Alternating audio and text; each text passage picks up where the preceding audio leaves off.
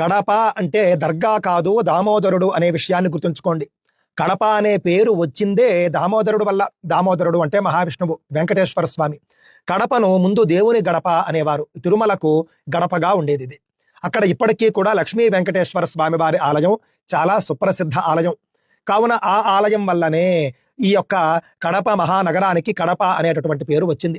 కావున కడప అన్న వెంటనే దర్గా అనుకోకండి. ఏదో నలుగురు సెలబ్రిటీలు వెళ్ళి దర్గాకు వెళ్ళిపోయి చాదర్ సమర్పించినంత మాత్రాన అది పవిత్ర స్థలం అయిపోదు, దేవాలయంతో సమానం అయిపోదు. దర్గానే, దేవాలయం దేవాలయమే.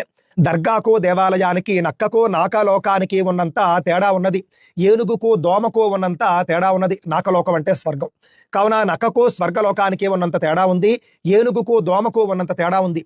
ఎందుకు అనంటే దర్గా అనేది సమాధి.